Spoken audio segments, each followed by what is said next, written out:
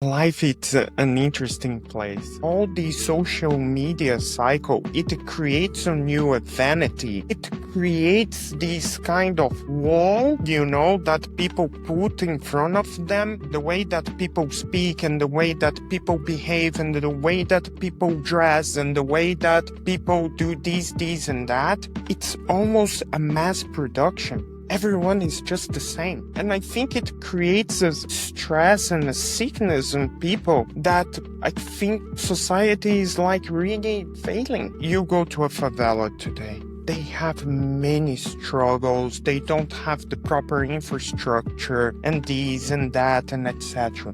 The sun is shining. There will be someone putting some bricks together to improvise like a grill, and they're going to do a barbecue, and there's going to be music, and people are going to be smiling even on the hardest struggle. I work with passion. I love with passion. I hate with passion. I have always been a cliff jumper.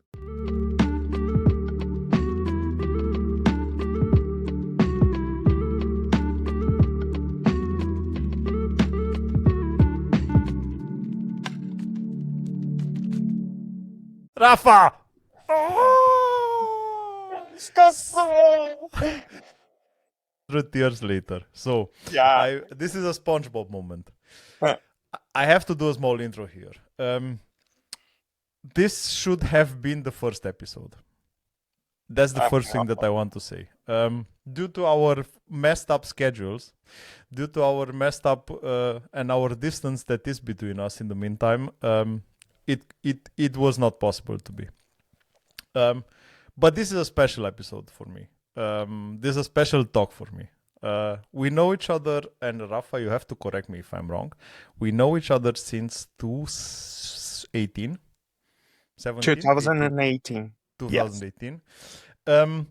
And I have to say, all my life, I thought that you are not able to make friends for life anymore after 30. And I have to say, you or our friendship somehow managed to take my beliefs away and to say that every time is possible. You just have to find the right person. True story.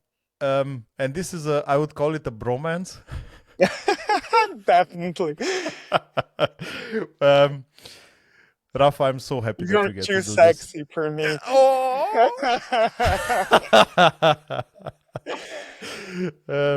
Man, I'm so happy that we get to do this. Yeah, me too. Me too. Yeah, but it's interesting this topic about making friendships, because I think that life is an interesting place. When you're young, you want to have quantity. Mm-hmm. And then when you're getting older, you want to have quality. You're more mature, you have your set of beliefs, you already determine more or less what kind of person you want to be and the values that you have and etc. And I think today why this is so difficult to build like these very not shallow kind of connections. It's because everyone is very into their world, their convictions, and people are simply not sharing, you know. And what I think, and you can correct me or you can share your experience of being my friend, but um, being your friend for me it started because we worked together, and Yeah. you know how much transparent and honest I am all the way. I don't play politics. You know me. I'm like very straightforward. And I think it's exactly where we met in the middle, that I've found on you the same transparency. And we had our fights as well, where we were saying, Rafa, this doesn't work. But Paul, have you considered this? This also doesn't work.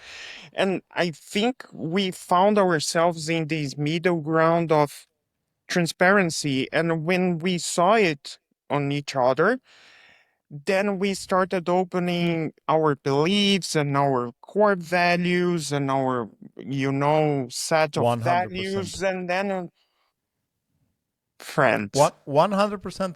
And I think there are two things, Rafa. Honesty. Honesty is, I think, the most important one, and you don't see that often anymore.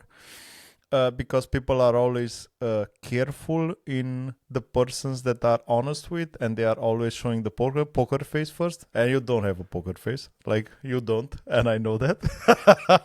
That's a bad thing. I should have. Sometimes, yes. Sometimes backfire on me, you know that.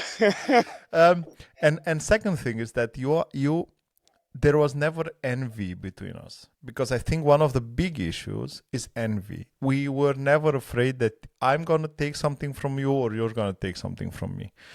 And I think that's the big thing which nobody's talking about. And I think that's one of the big problems that we have at the moment. Everyone is stepping on each other's dead body. And nobody gives a crap about anyone else. It's all about this grinding and going up, but nobody understands that you can do this together. You don't have to kill your friends. You don't have to do it alone. You can't do it alone. It's easier to do it with someone else. And I think this is a sickness. I completely agree with you. And I think this is kind of a social media sickness. I use social media, but for an example, we are friends on Instagram. You're going to see that I almost never share there. And I was sharing a lot on a certain moment, but I started realizing that all the social media cycle, it creates a new vanity for your image.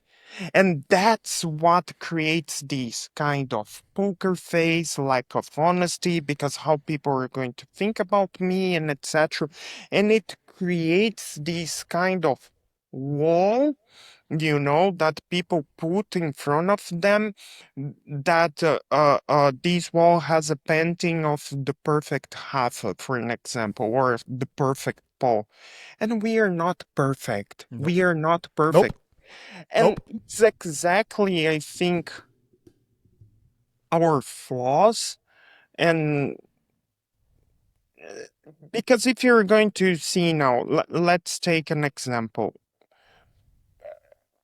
Image now, and the way that people speak and the way that people behave and the way that people dress and the way that people do this and that, it's almost a mass production. Everyone is just the same, and I think it's exactly our flaws, our perks, our strange characteristics that gives us identity, but people are not showing it anymore because of all these kind of, I need I need to move forward with this image that it's good for society. But everywhere is the same. It's not only about image, it's about the opinion. You Yeah. have to feed the narrative. You have to feed the narrative of the opinion. You have to feed the narrative of how you look. You have to feed the narrative of how you behave. Anything that made us unique in the past, it's gone. And I think this is so bad. This is so bad. And I think it's making people sick. And I was talking it with my wife. I have my private Santa. My wife names is Santa, and I say that I have my own personal Santa Claus. She gives me a lot of gifts all over the year because I'm a good boy. And we were having a very interesting conversation about that. What I don't like about social media is that to convey a message, they start saying that you have a problem. Mm-hmm. Yeah.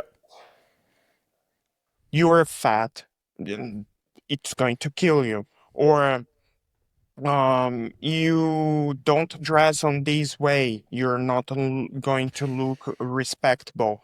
Yeah, Or but It's always a problem, and then you say, oh fuck, and gives people like this thing of, I need to be on this pace that I'm always constantly behind what it's meant to be, and I think it creates a stress and a sickness in people that I think society is like really failing. Like the really. the the problem is, Rafa, is that the negative things are getting the likes. Fear is getting likes.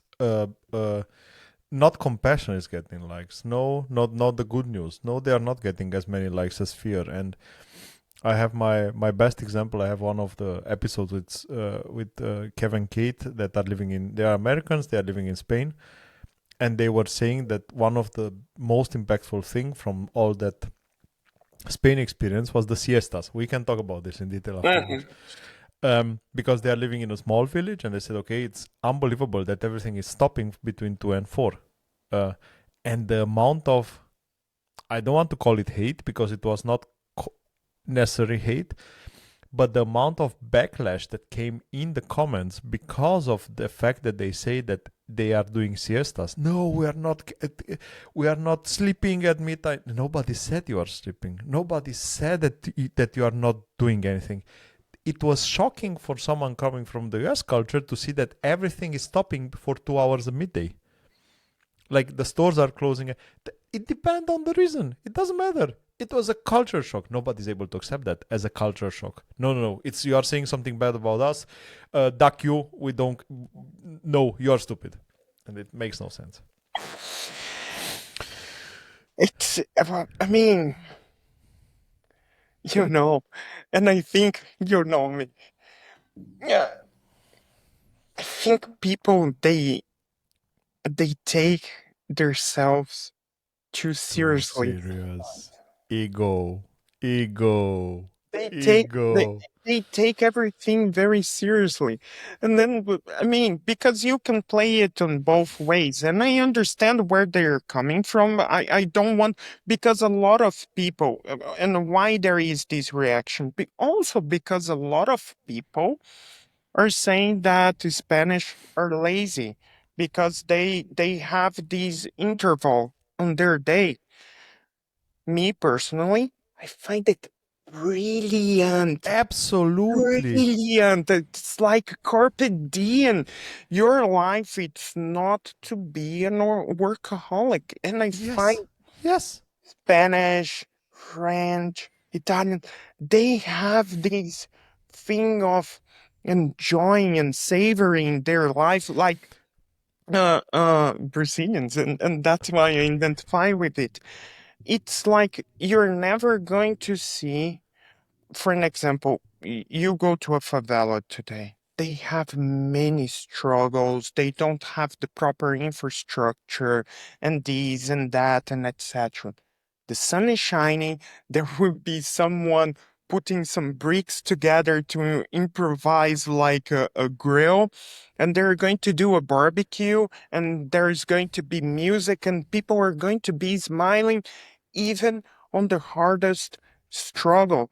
So, and I think, and then just explaining, coming back to for you to understand where I'm going, I understand why the Spanish, whenever you say siesta, they are, there is this thing because many people say that they're lazy. I find that they're brilliant, Absolutely. but we should also not be jumping into conclusions and, understand a little bit more of the context and etc. And I also like to take a nap or two in the middle of the day, 25 minutes. It's Man, and brilliant. and man, the thing is that someone explained it really nice in the comments. They said, okay, it's coming from the history. We have really big heat in the summer, and during midday, 12 to 2, you cannot go outside. You cannot, and that's why all the stores are closing.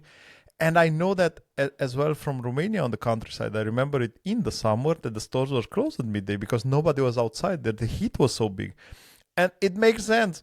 but you should not get offended of it. But you said you are taking ourselves too serious. That's one of the other Yeah, problems.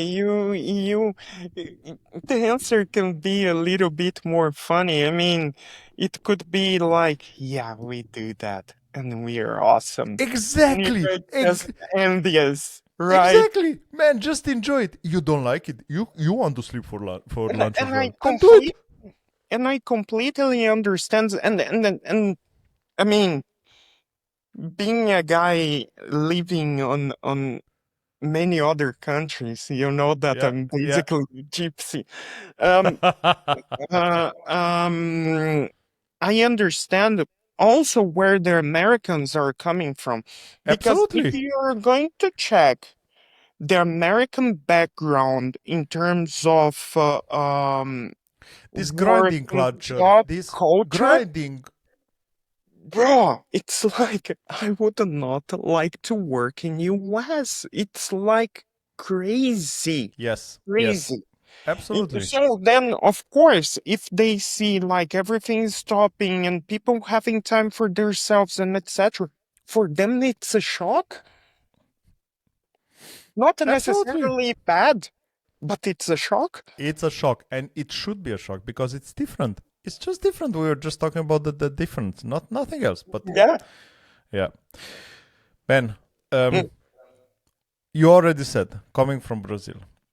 mm, Tell me that you talk about favelas. You talk about that happiness, which I've seen it a lot in the videos. Man, by the way, there are I think in the meantime two small kids from Brazil singing some amazing songs that I have it on my repeat. By the way, I even forgot to tell you. But how was it to grow up in Brazil, Rafa? It was I was growing up in a Brazil that had its problems, but not so many. I'm a children from the 80s. I'm from Oh, okay. 82. So it was a little bit more safe by that time. So I was, very typical Brazilian kid. I was playing on the street with my friends, playing, soccer or playing with the little marble balls or, kites and everything all day long. So, weekends, sometimes my mom, I would have my breakfast, I would go out, and I would come back by the night completely dirty with bruises Yes. and everything, and then my mom was just like have a fight with me to put me to a shower, and I just wanted to sleep with my black feet, you know. So, um, it was a very, I would say, healthy childhood. I played a lot. I had friends. I went to school. Um, I was going to my grandma. It was wonderful because she had like a big backyard and etc. So I was completely destroying her plants and she was going completely mad with me. And sometimes she was running after me around the house and etc. So I would say that it was a very healthy childhood on the sense of socializing, you know. So Hmm. growing up in Brazil was definitely a very nice experience. Also, the contact with the nature.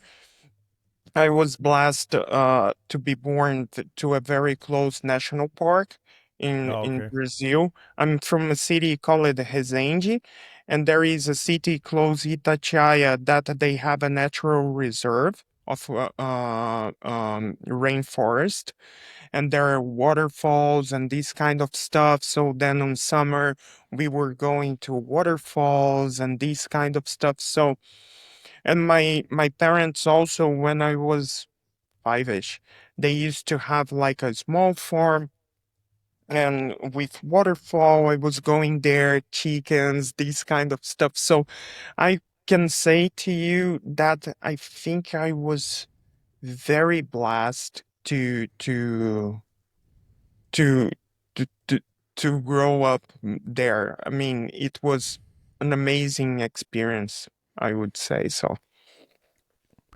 I think the huge benefit of our childhood, because we are coming from roughly the same generation, is that we get to be a lot outside, a lot outside, a lot. And I think that's in the summer you had a good weather, right? So you had No snow. I uh, don't know what it's snow, man. And now that I live in Latvia, if you if you're going to see, I mean, and then I get these type of questions. Do you have winter in Brazil? Yes, we have. What is the temperature? Oh, very cold, like really like cold. like Some 10 10, degrees. 15 degrees. Or okay, it's our spring. It's sweet. It's sweet. Like it's sweet. Yeah. No, but it can also, summer can be like crazy hot, like. And one thing that is interesting in Brazil on our spring, summer, is that almost every afternoon you're going to have a thunderstorm, but like a big one, you Okay. know. And then Mhm. the temperature cools down a bit, and then there is all this moist, and then you have a sauna because then it becomes hot and humid, and But then that you're sounds so sweating all the. man. That sounds so cool. I have to say that really sounds cool. Yeah. So, I mean, amazing. How did Brazil develop while you were growing up? I think we had. I need to take care now because there's some kind of politics that I'm Mm-hmm. going to talk, and this is a very, I mean, everywhere politics now. It's a very hot topic. I would say that I guys, I'm not like this kind of politics, narrow-minded guy. So just please understand what I'm going to say. So when I was born 82, it was the first time when Brazil was coming out of the dictatorship and we were going to have free elections. Is it right? Yeah, I think so. I mean, people are going to correct me if I'm not. Absolutely, for sure. Even if you are. History, I'm a developer. History was never my strongest chair going to school. So, but I think it's right. And then we had like, you know, a new republic and things were not going right, a lot of corruption and etc. But then when I was already being a teenager, we had a very good president called Fernando Henrique Cardoso. And he was the one doing the economic plan, more modernized, putting down inflation and these kind of stuff that it's more or less like some sort of economy that it's very looks like the eurozone and the American dollar. So we started having these kind of more consolidated currency and so on and so forth. So then we really started seeing some benefits. After that, we had the Lula government that was also good. He was surfing what was there before him, and he maintained it on a very decent way. But I would say that then things started going a bit south after that. So Brazil has a lot of potential. We are very hardworking people. We are very creative because we have the struggle. So every day is a lion to kill. So you need to be creative to go around and, find alternatives for the problems that you have and etc. But then things started like really going bad. The social gap started growing bigger. And then we started unfortunately starting to have the problem of the violence. So, and that was the main issue for me to leave Brazil. It was the violence issue. You know, you live on a constant fear. I'm not saying going to say that, oh, Europe is wonderful and etc. Yes, it is. Yes, I miss home. Yes, there is this craziness about Russia that it's knocking on your door, and you still have the sense of of being unsafe. But I would say that, for an example, before moving to Europe, I was living in São Paulo. Every time that I was stopping on a traffic light and there was someone on a moto, I was getting tense of being robbed. So, and I didn't want to live on that fear anymore. So, okay, Barcelona, you have pickpockets and these kind of things. People say it's not safe. When people tell me that Barcelona is not safe, and I was walking home, you know, was going out on a night out and was coming home completely drunk, completely wasted, 2 in the morning, like, and no one was even looking at me. Bro, these people, They they, don't know. and I'm also not going to say to you that, Brazil, it's also, you're going to go there and you're going to be robbed. I also don't want to give you this impression. It was much more my feeling because, for an Mm-hmm. example, even though with all this violence, I was never robbed. No one Mm-hmm. of family was never robbed. I mean, my house, my mom's house, was robbed once. Unfortunately, it You're happened. talking. You're It, talking so easy about this. Like once. It's okay. it happened, but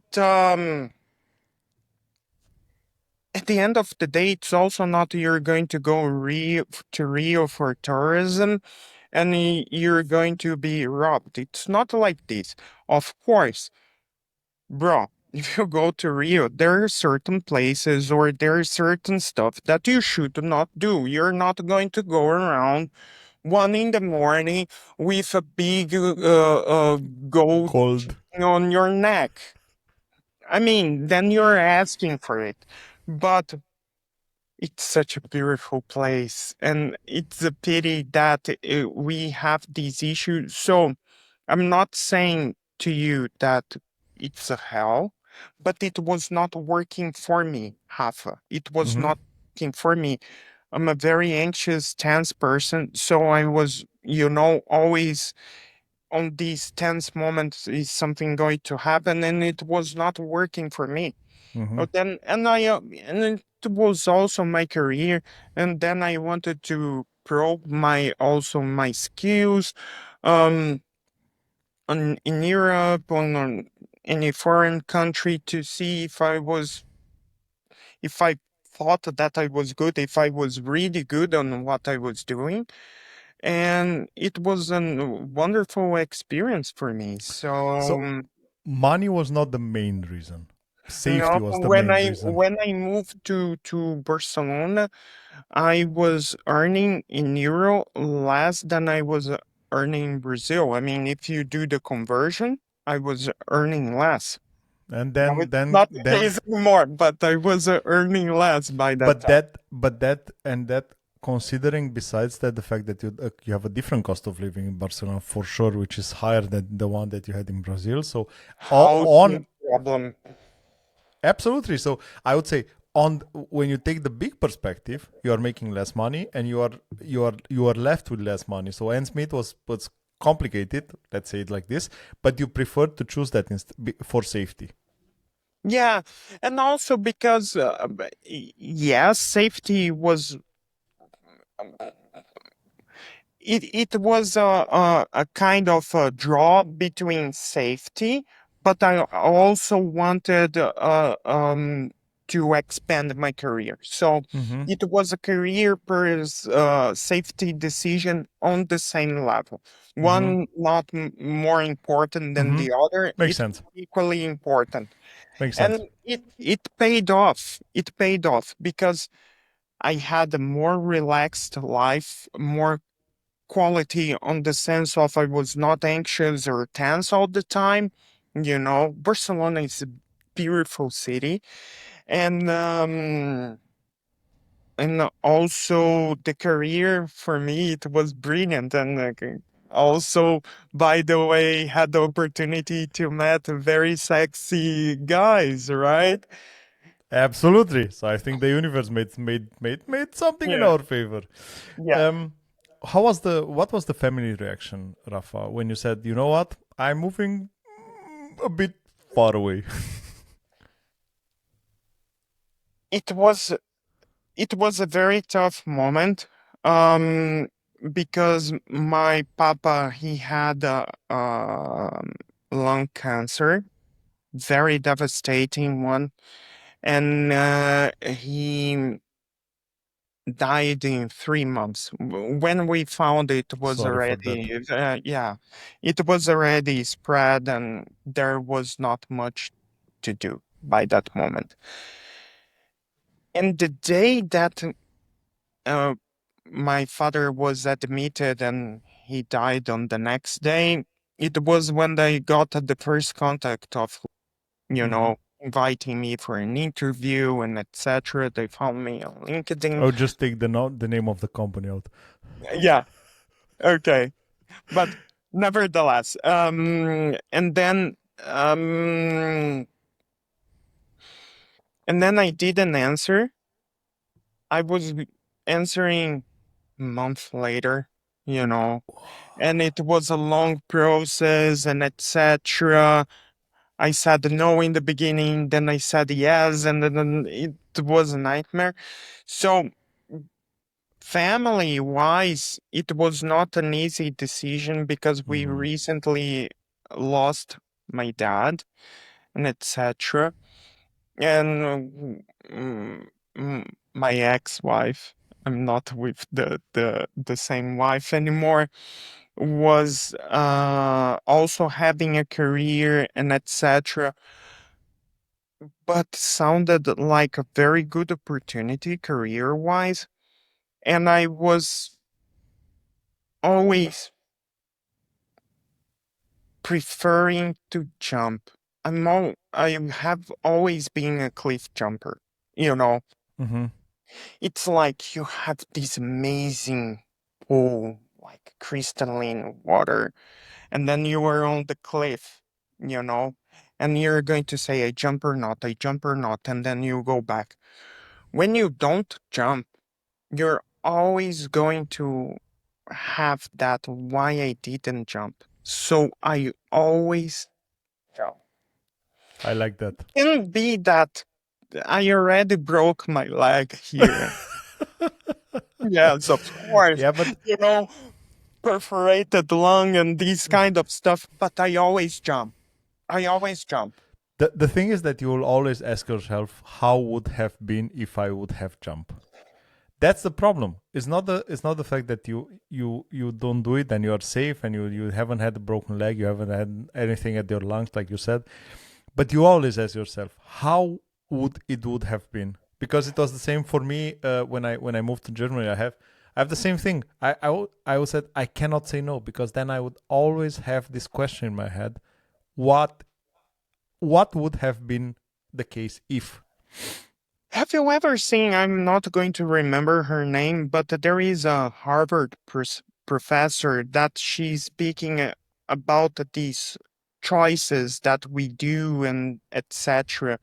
And it's so interesting that we attach ourselves with sometimes with the other option or this option or how would have been, and we can never know. We can never know. I've seen it So you should choose randomly and and go. just go for it. So Yes. there were many times in my life that I also took the decision to jump and I broke my leg. but I was still swimming, you know, and Yeah. Like with a limp. With a getting on limp. the other side, patching and going for the next cliff. And Yeah. that it's about. So it was hard. My mom was shaken, everyone was shaken, but my mom understood since from the beginning and early ages that I was always a free spirit. Mm-hmm. You know, I have these, these traveler and these gypsy heart, you know. So, and I'm an adventurer. That's why I like to play D&D. And, and despite of all the pressure and the career of my ex-wife and etc., there was this gut feeling that there was something here for me, you know. Mm-hmm. Yeah. And then I came. It was under a certain protest, I would say. Okay. But that's normal, I would say. That's normal, but at least if they are able to understand your arguments, I think that's the most important one.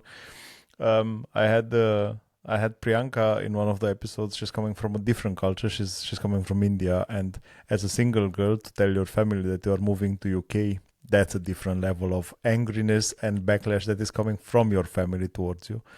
Yeah, of course, even because if we are going to look to Indian traditions and Yes, it's exactly. especially towards women, Yeah,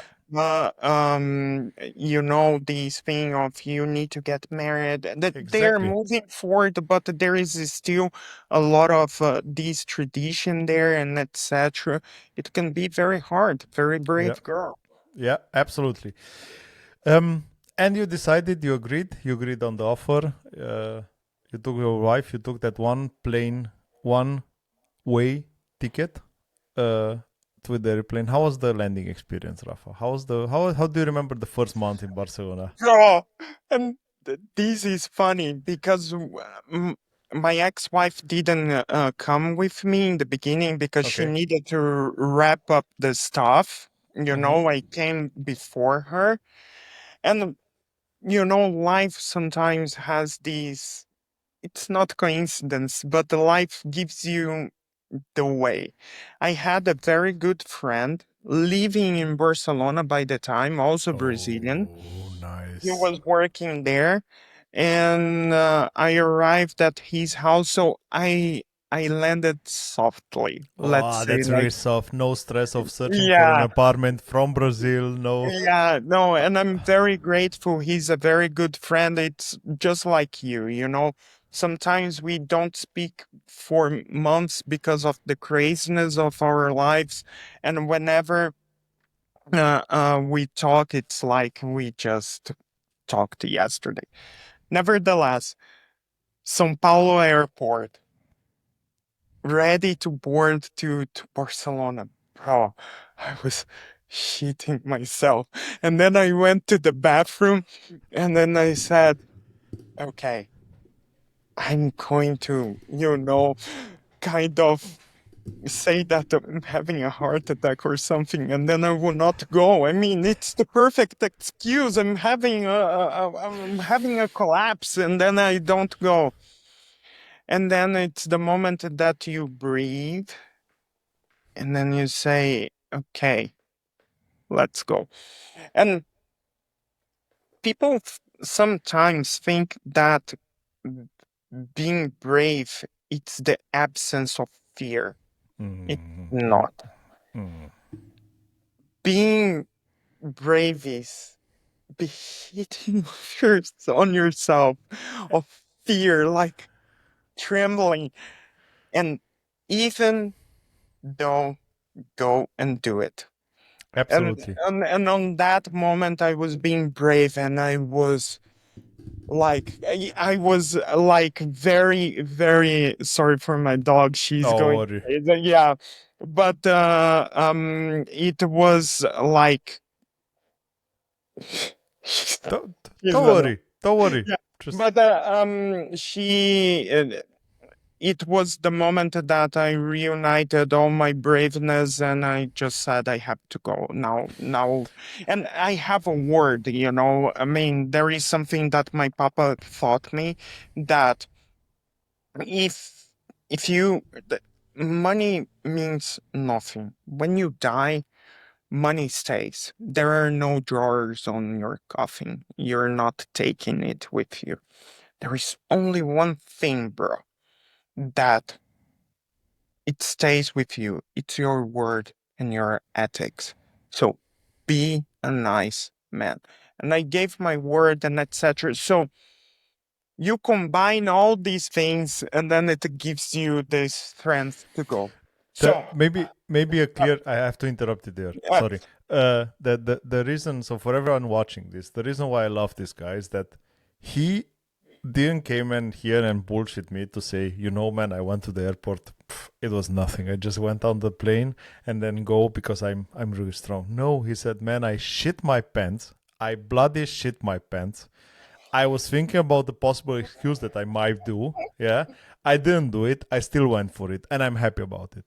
And that's the Rafa that I know. yeah. And I mean, today looking back, it's laughable because I went to the bathroom and then I said, dude, let me fake a faint or a collapse or something, and then I don't have to go. Anyways, I went to Barcelona, landed. My friend welcomed me on his house and his wife very nicely. Then I found an apartment, a cool one, very fast, brand new, with furniture and etc. Because I didn't want to go to the struggle of buying furniture and then I started on the COE, on Center of Excellence of the company that we cannot say. But then I started there and it was brilliant because it was such a boiling pot of culture. We had, I think there was a time that we had 17 different nationalities. And I find this was brilliant because there was the COE in Barcelona, there was the COE in Bulgaria, and there was a COE in Romania. For me, the COE in Barcelona was brilliant because they really went for this COE culture of having this plurality of cultures and etc. And it was such a big leap on my career, very steep. Because then you start having contact with all these people and you start learning and you start seeing different point of views and etc. And then my mind was just well.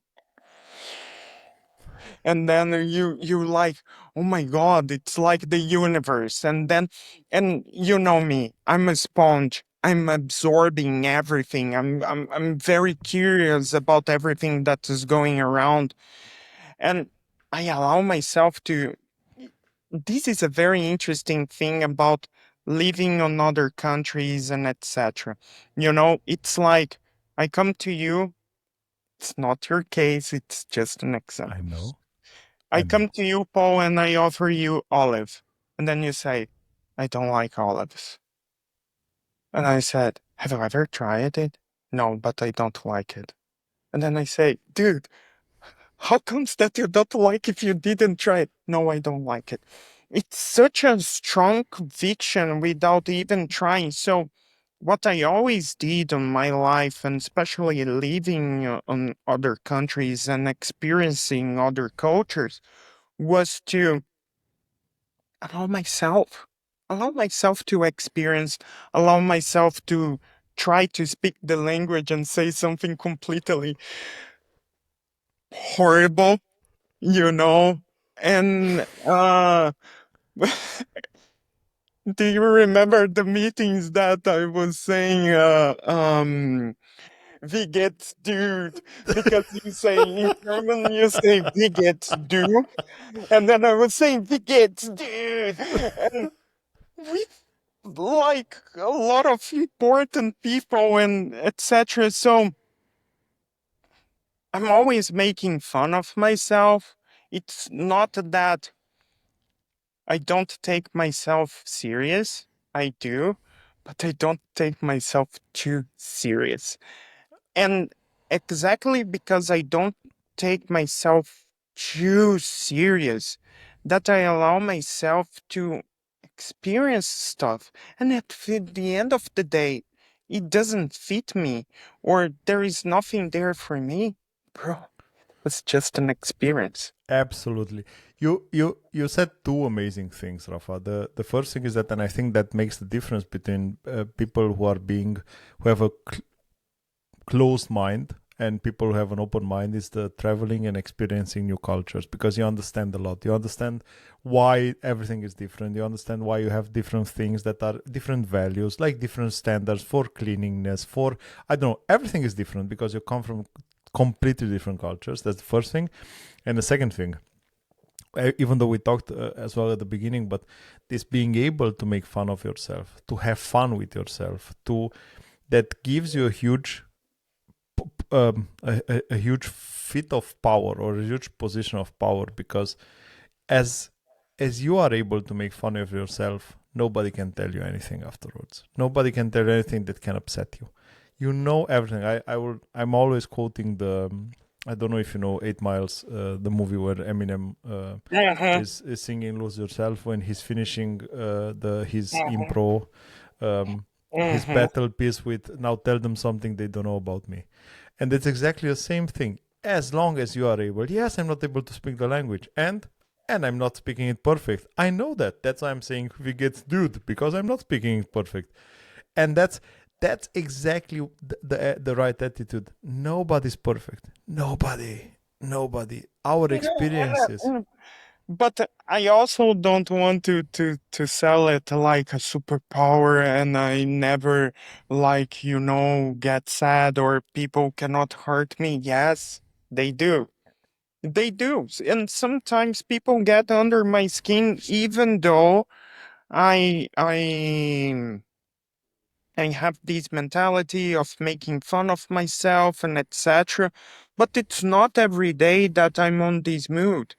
It's not every day that I'm on this kind of joyful and making fun of myself. There are days that I'm a bit more serious, and maybe on those days that I'm not so much playful about myself, people can get under my skin and they can do some damage, and it happens, and it's okay. And you It's have a part of life. but you have a boiling blood of Latino blood, man, and that's something Yeah, that never can be changed. Whatever you do, that's something that can never be changed. yeah. Which I think it's also like uh um something that I really don't regret in my life. It's like living the things with intensity and with passion. You know, I work with passion, I love with passion, I hate with passion as well.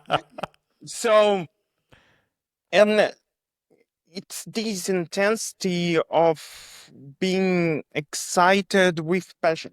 So a word that can translate me, it's passion. I'm a passionate guy. That's but that again, Brazilian culture, Latino culture, that it's there. Like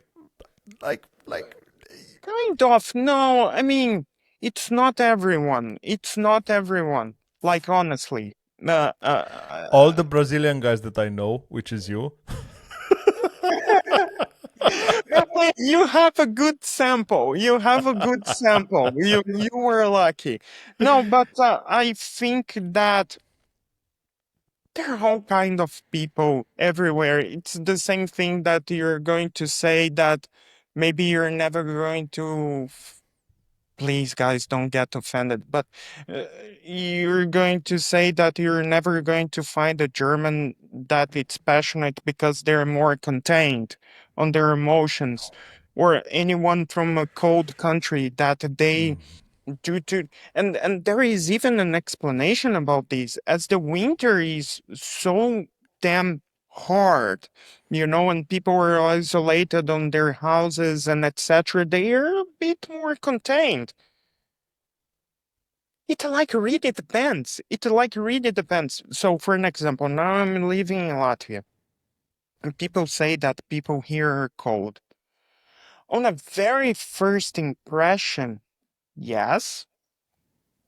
But if you find your way, if you truly connect with people, if you are interested about them, trying to speak their language, so try to really let me step out of my Brazilian pants, let me put the Latvian pants with my Brazilian twist, and let me try to experience. People lighten up. So it happened with me in Germany as well. I mean, people say no, German. Bro, I was really having a very good time because I was connecting with them, you know. I was doing rapport with them. I was experiencing through their perspective. I'm putting myself on their perspective. But of course, I was always adding my Brazilian twist, and people were opening up, like lightening up and getting very warm. So, and I think these might be the problem of these kind of people saying, these people are cold, these or that.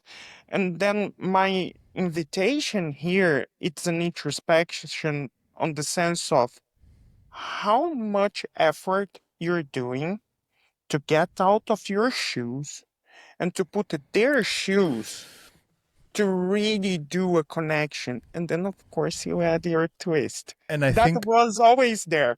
So, and just to complement, so please, Brazilians, why is that?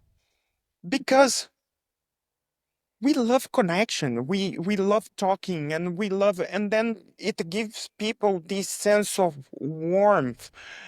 I would say that Brazilians, we're very good on these building bridges, we're mhm. curious, we want to understand, and I think this is what giving this sense of passion and warmth and etc.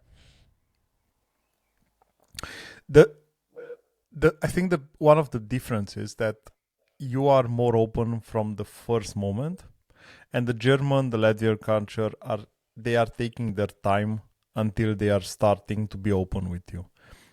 And I think that makes it as a big difference. That's why everyone is saying no, they are cold. No, no, that Yeah, there is no standard. No, it's just a different in timing.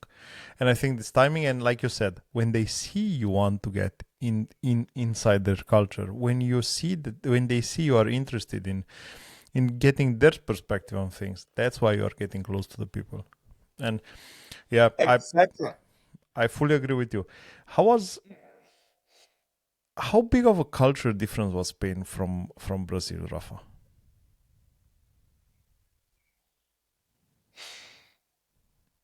Of course, you had the office because the office was different. Like you said, it Of was a course. mix of cultures. But if we talk about the daily life outside of the, I know you worked a lot. We worked together in that period. I know you worked a lot, but you still had a private life during the weekends Yeah, at least. it was nice. I found a very nice group of people, Brazilians, Italians, and Spanish as well. And I was very Argentinians. I was very blessed on this.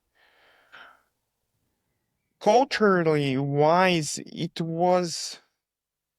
I was missing a lot of food. The food was very different for me, and it was hard in the Ooh, beginning. It was hard ooh. in the beginning because I mean, I love every country has and when I travel, really like to experience the culture through the food moment. I think when you're eating with someone from another culture, you know, I think Tell me that you like food without telling me that you like food. and I think people are really. being very raw on that moment. There is Yeah. True. always something almost primitive about True. eating True. around the food. And that's why I like to experience the culture through the food. And there are foods that I love on every country that I went. I love a schnitzel, for an example. And but the food was something very hard for me to adapt. I know that there is all these, TikTok stuff, Mediterranean diet and blah blah blah. I was missing my rice, boiled beans, French fries, the typical Brazilian Mm-hmm. daily food. Um, but of course I adapted. Language wise, it was not so difficult because it's very close to Portuguese, which was nice, but it was also bad because I'm a lazy ass. So then I was not doing the proper effort to learn properly the language. It's always like this, Rafa. When you have a small Or it's advantage, Spanish, you take dudes. advantage. You just say whatever you say. They most importantly understand you, and then that's it. Why I was always a good developer because I'm lazy, so I'm always trying to find a shortcut. Anyways, and then but the language was okay. Learning the bureaucracy of the country, there's certain legislation that you have to do, how you're going to manage, for an example, to get your social security Mm-hmm. number, how you're going to get like your health card, your this and your that and this and that. So all these bureaucratic things were kind of difficult. Of course, if you go to Brazil, you're going to find the same difficult thing. I'm not Mm-hmm. comparing Correct. which one is harder. Correct. And apart from that, I think that's it. I mean, because The the visa process. The cultural visa. difference was not so hard for me exactly because I didn't want to make it hard. I Mm-hmm. was just trying to experience Mm-hmm. this different thing and to see if I like or not. The visa process was done by the company. Yes. Okay. Yeah. Okay. Yeah. And Thanks God. They also help you in getting your bank account, getting your permission of Yeah, residence, and but so there on. were some other minimal stuff that I needed to do by myself, but it's a struggle, but I was also kind of enjoying the struggle because there were funny things that I Of was not course. understanding, and then I was doing my, Portuguese/Spanish stuff, and the lady was laughing. So, it's like a struggle and like really barriers and these kind of things, they're just a matter of perspective. I'm not saying that there are not like hard moments like when someone is sick and etc. But I mean, bringing more to this cultural thing, it's like really, uh, if you want to see the glass half full or half empty. Always, always. It's a matter of attitude, and you have the right attitude for that. And I have to say, I don't think that everyone is able to say no to you. I mean, every office that you've been to, and if you manage to put a smile on their faces, then you got them, and that's it. And you manage to do that all the time. Yeah. Um, you went through the Spain phase. How long have you been in Spain? I was in Spain for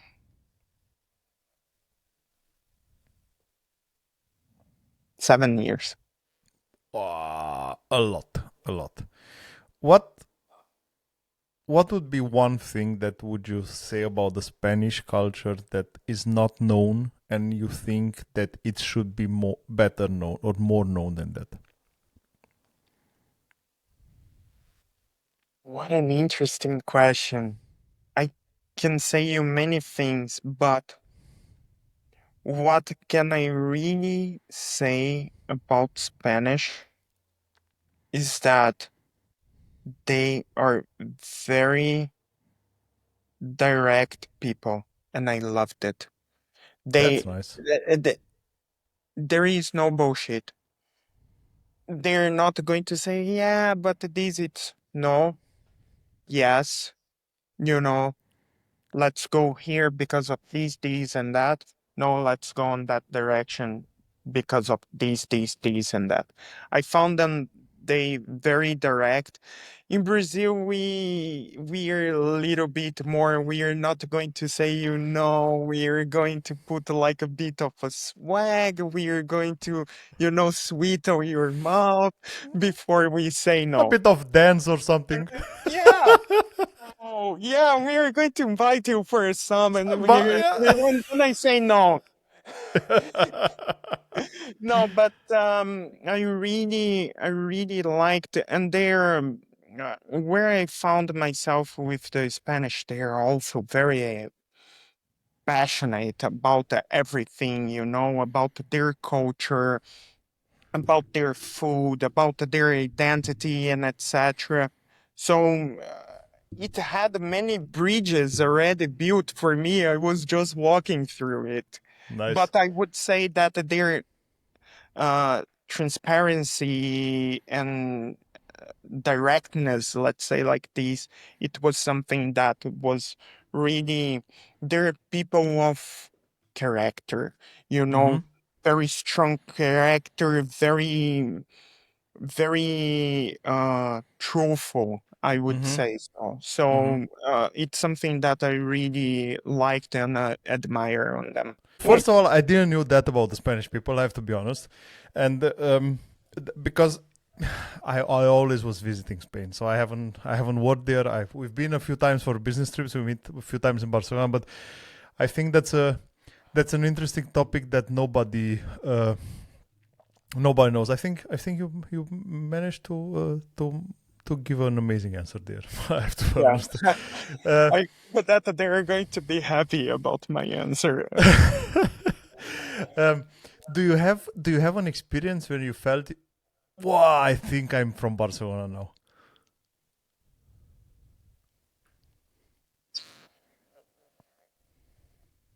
Wow, what an interesting question. Um, I really had some moments, especially during the summer season, and then I started to like really understanding what the summer season means to people in Europe, because Brazil, if you're going to check the latitude, we are never going to have these kind of crazy short days or crazy long days and etc. We experience a bit, but not like in Europe, you know. And as you go up, you're going to experience more and more. And the summer, like when the sun really comes and it gets warm and people are outside on the parks and etc. When I felt I went through my first winter, I arrived in October, and then I went through my first winter, European winter. In Barcelona, it's not that It's cold. still The sun okay. is It's always still there, okay. Yeah. but it is still cold, especially for a Brazilian. Yeah. And going through that phase, and then I already had friendships, and you start experiencing festivals and these kind of things. I was feeling this cultural effervescence, let's say like this, and I was like really in love with the city. It's interesting your question because I never really felt this belonging to anywhere. As I said to you, I Okay. was always this free spirit. So I always felt that like my home, it's like everywhere, Oh, you that's know? nice. That's So nice. I was always feeling like love, but I was never feeling much of that belonging. And then Okay. the guy from TikTok until because I'm experiencing now something very singular to me that I think I found my roots in Latvia. Ooh, okay, that's Yeah, most probably looking at the time, most probably coming in the next episode with Rafa, talking yeah, about Latvia. But I think it's again the definition of I would say the definition of home, right? It's because it's a feeling. It's this yeah. route is not a place. It's for itself. It's a feeling that you need to have, and as soon as Yes. you find that feeling, that's the most important thing. But coming up in the next episode with Yeah. Rafa. What I want to say, I want to ask you before about Spain. Is do you have a you were always saying Tio, but I think Tio is coming from Portuguese. Or am I wrong? What? No, so let me finish the question because I haven't finished the question and you are confused now. Um, I wanted to ask you if you had a local phrase that you were using, you start to love, and I remember you were keep saying Tio, but Tio Ah, is Theo, Theo. It's like a dude. exactly. So it's for the guys not understanding any kind of Spanish, it's uncle, but it's used like in a sense of Yeah, dude. yeah. It's like Tío, ¿qué pasa? It's like, dude, Yeah, what's up? And you know me, I'm like this, like really, and there were, I'm always learning first the bad stuff. yeah, So, of course. In every language. Anywho. yeah, also in Latvian. So, but Theo was wonderful. As I was living in Catalonia, they have the Catalan is a very mixed. There are elements of Portuguese, French, hmm Italian. It's like a very rich language, and they say like "bom dia," that it's very close to the Portuguese "bom dia." Bom dia. Bom In dia. and then, yeah, bom dia. And then but Tio was I was saying these a lot, and then there are other words that I unfortunately We're cannot not say on your able to podcast, share. but it was always saying a lot as well. So it was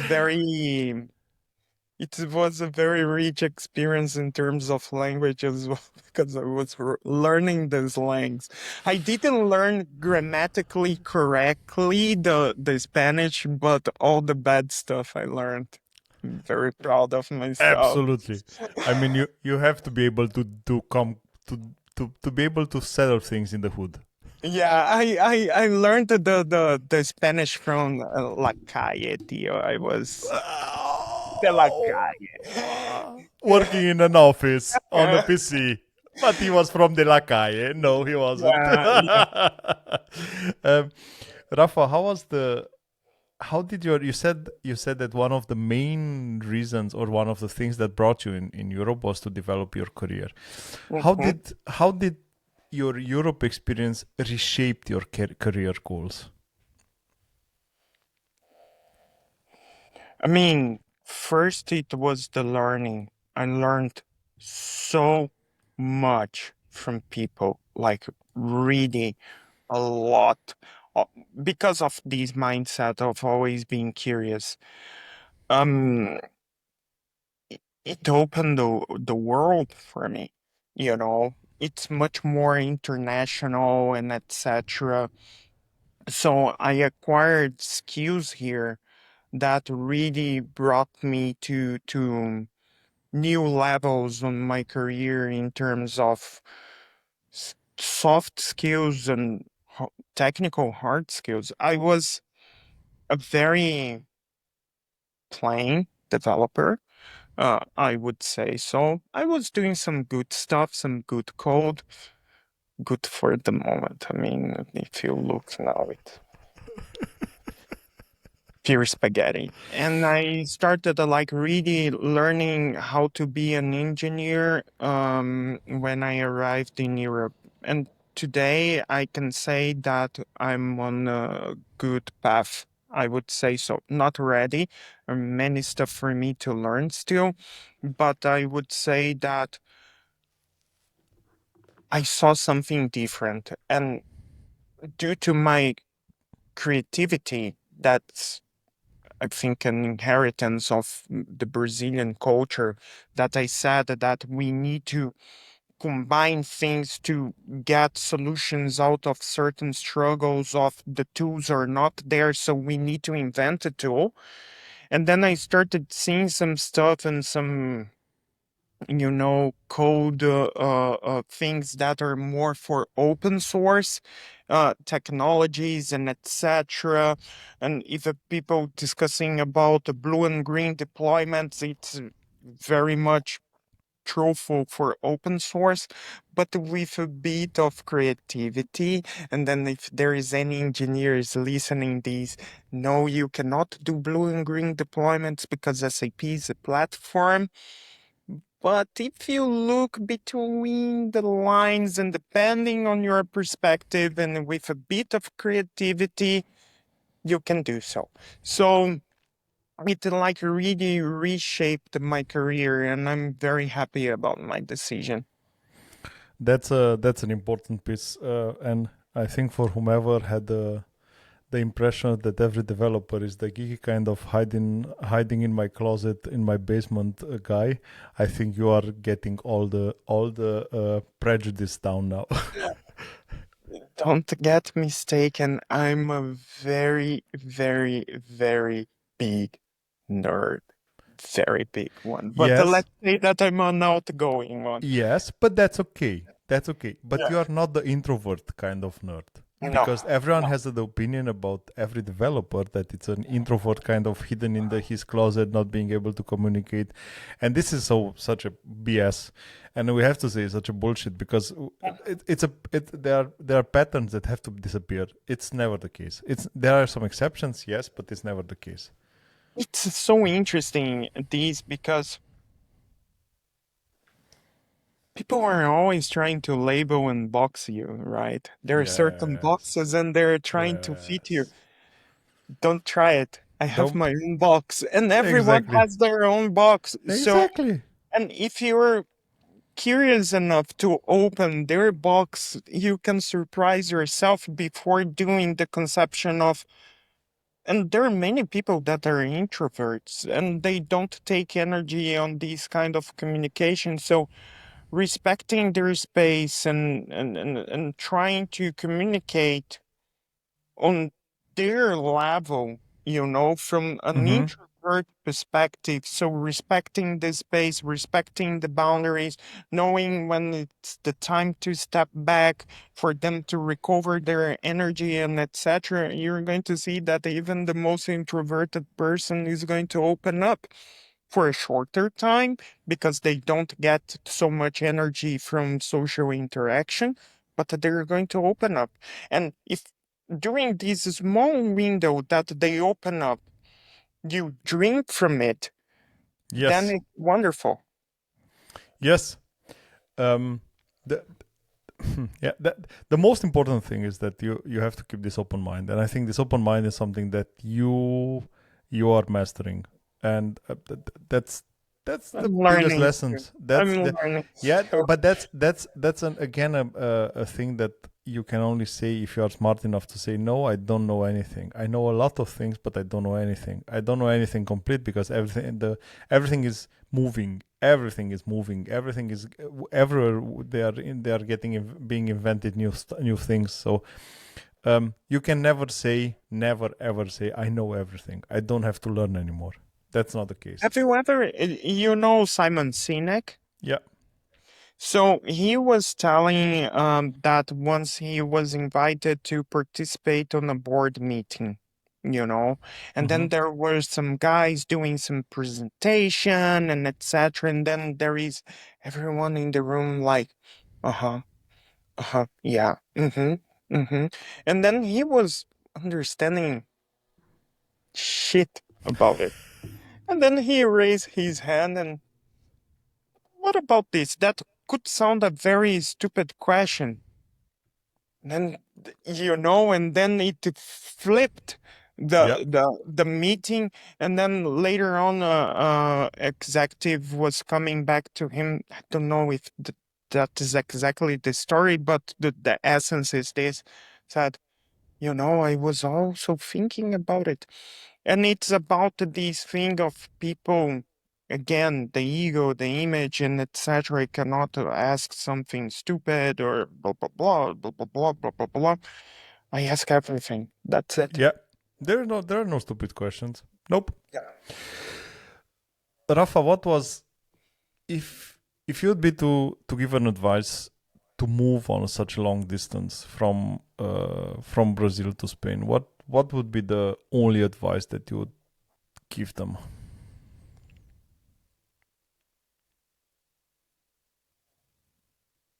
Half full glass. Half full glass.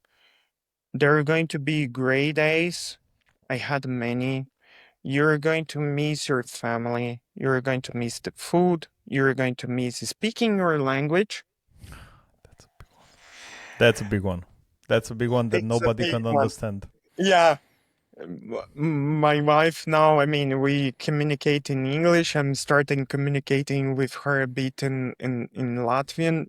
And she understands Portuguese now. So I talk Portuguese to her sometimes because I have this craving of speaking Portuguese. You're going to miss speaking your language and etc. And it's hard. If you get attached to it, you are going to be on a dark place. So try to look to the brightness that you can find. It's like some experience that you felt brave, some food that you tasted for the first time that it's nice, some nature thing, because for an example, the nature in Europe is very different from the nature in Brazil in terms of fauna and flora. Mm-hmm.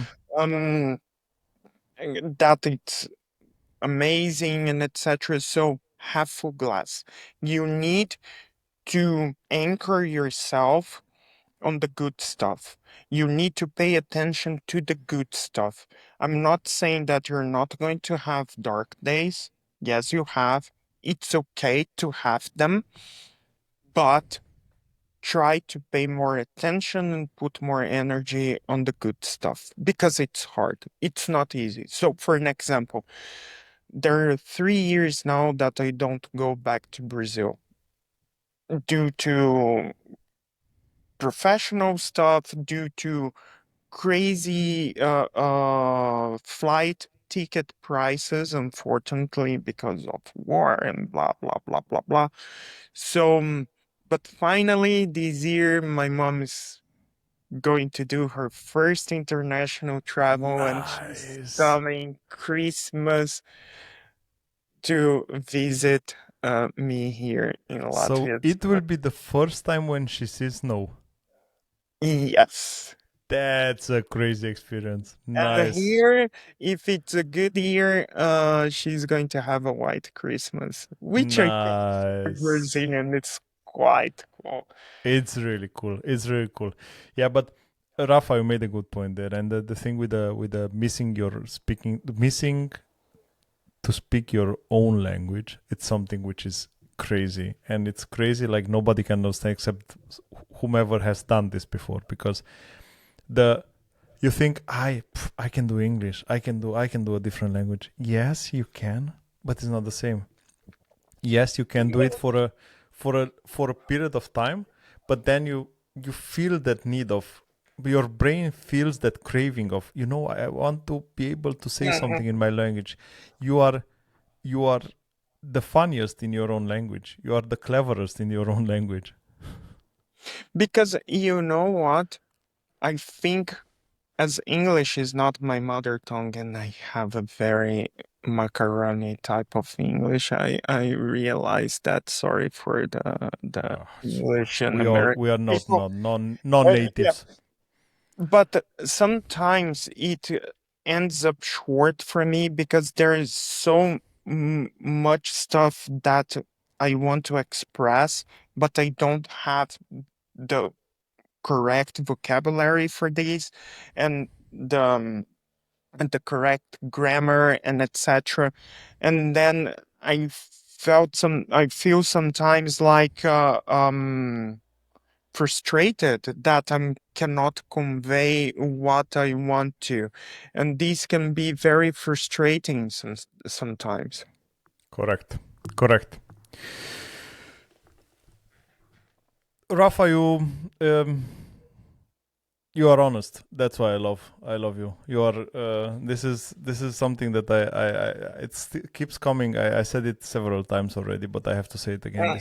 This honesty is something that I love, and this I think that the best piece of advice is everyone who's doing this, don't lower your expectations. Just lower them, and you will always have positive surprises. Focus on the good things. Focus on the positive things, because that's what makes you happy. Due to the fact that we know each other, I know that Rafa's experience is not stopping in Spain, and he said he was talking a lot about Latvia, and we agreed to do a second episode, because I think his Latvian experience is even richer, because you had this time, there was no soft landing, even though you had your wife, but still it wasn't any soft landing, and still you had to do a lot of things on your own, and you have to deal with the stuff. And I think that makes the benefit of a new episode, which I would love to do again with you. But Yes. before we stop, Rafa, I have usually my rapid fire questions at the beginning, Uh-huh. and I have them for you as well. And I hope I will not butcher any words, but I will try to do it. So we talk about your Brazil-Spain experience first. Feijoada or paella? Feijoada all the way. Sorry, this is a no-brainer. Sunset on Ipanema Beach or Barceloneta? Bro, sorry, Barcelona. I mean, these are no-brainers. Ipanema all the way, bro. Man, Ipanema all the way. I had to ask you.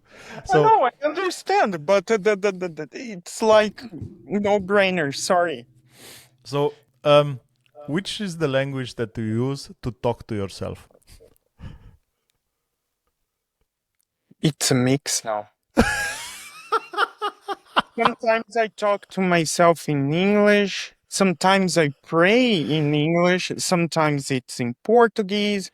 Sometimes I find myself speaking with myself in Spanish, especially when I'm swearing. Sometimes even in Italian. Um, I also now sometimes think something in Latvian because it makes more sense due to. Oh, my brain is a mess. It's a mess. Again, an experience that only an expert can understand. I understand him. I understand him completely. Is there any public holiday or public party that can beat the carnival? I was never much like a carnival guy, to be honest. I Oh. had my teenager stuff, going and getting wasted 4 days in a row and etc. But I was never a carnival guy. For me, I always loved Christmas. But that means your snowy Christmas now got better and better in Europe, Of because course, I experienced here in Latvia my very first white Christmas a couple years ago. Last year it was more rainy than and it was magical. I have a very strong family unity entity. Understand as you want. And I always prefer these kind of public holidays that they're more about family, Mhm. Easter, Christmas, and etc. But how is life? How is the coincidence of life happening? You are always a Christmas person, and you married Santa. Right? I like Christmas so much. that I found a Santa for me to marry. This is so funny. This is so funny. Rafa, before we close it, I Hmm. need three things from you. Mm. I need a book recommendation. I need a movie recommendation. And I need a song or a band recommendation and make it Brazilian. Oof, make it Brazilian. Okay. The music, I mean, the music. No, the music I can do Brazilian. I can also do a movie Brazilian.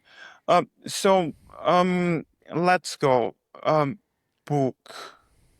I'm not reading much out of the technical space lately, Then do but a technical recommendation. but there is the always start with the why or something like that from Simon Sinek. I'm not going to Mm-hmm. recollect the title now, but it's a brilliant thing for you to understand the reason behind why you're doing stuff and what uh, pushes you forward, and I think you can apply that not only for business but for your life, Mm-hmm. to understand your own reasons. So I find it brilliant, brilliant. The guy is amazing. I'm a big fan. In terms of movie, there is this Brazilian movie that now won the Oscars. I'm not going to remember. I'm Still Here. It's going to be the direct translation in Okay. in English. I don't That know it. means Eu ainda estou aqui, Mm-hmm. and it's about a true story that happened during the dictatorship in Brazil. So Mm-hmm. very moving movie. So I think it's interesting.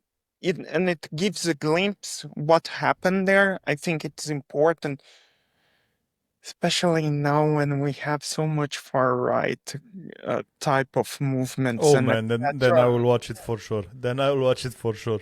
I think it's important for you to see how much impact people Oh and man, I think this is something which is.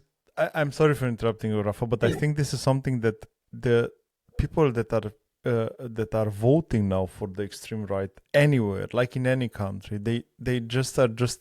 I cannot understand how we can be so ignorant of our history, man. I can't. It's hard for me, and I think that as coming from two countries which experience dictatorship, I'm coming from Romania or coming from Brazil, and oh yes, I was 6 years when the revolution is I happened. want to quote Obi-Wan Kenobi. Only a Sith deals in extremes. And I think it says everything. Absolutely. Whenever you're going from 0 to Absolutely. 100 to a zero, you're losing so much Yeah, perspective in between that I think you're blindsided. absolutely. Absolutely. Yeah. And Music. I mean, I'm completely amazed now with two bands that I listen when I'm coding, that it's Cigarettes After Sex. It's very moody. I also like to have a wine with Santa, It's a very chill type of music, and Tame Impala, that it's a little bit more psychedelic. But you asked me to do something in regards Brazilian music. The soundtrack of this movie, I'm Still Here It. I love the Brazilian music from this time. I think it's so you're going to have like all these tropicalia thing that it was like the people from the cultural scene in Brazil start fighting culturally the dictatorship. I find it these part of the Brazilian culture very rich. So I can tell you that go listen Caetano, Gilberto, um, Chico Buarque, etc. And also, I would say that it's very rich for you to go through Bossa Nova. It's like I know it's Bossa this Nova. Yeah. Brazilian, it's this warmth with a bit of But a swag. Bossa Nova, actually know, and I love them, and I really Yeah, love them. Yeah. yeah. So I Um, would indicate that for you. Rafa, it was a pleasure. I knew it's gonna be a pleasure. I hated that we postponed it that much. Now that we had it, Yeah. um, I want more. I yeah, really, me too, me too. Yeah, we yeah, could go yeah. forever. But I mean, we make for sure at least another one because we have to tell you have to tell me about Latvia. That's even though, and I think that's an interesting topic for everyone. Most of the people know Spain, Portugal, Italy, like the popular countries. I would call them the southern countries where people are moving in. But no, there are not so many experiences moving towards Latvia, and I think that's an important experience that I think it would be really, really unique and interesting to be I shared. would love to share because it's amazing. Amazing. It's a done deal. Next one, next episode. I don't know if next one in the series, in the like really the next one, but one of the Mhm. next episodes would be with Rafa sharing his Latvian experience. Rafa, thanks so much for the time. I loved it. I loved it, bro. It was like reading. Now I'm feeling ashamed of, not, you know, reserving time for these. I'm sorry. It Yeah, was wonderful and I really loved it. it's an amazing experience, bro. I love it as well. See you next time. Bye. See ya.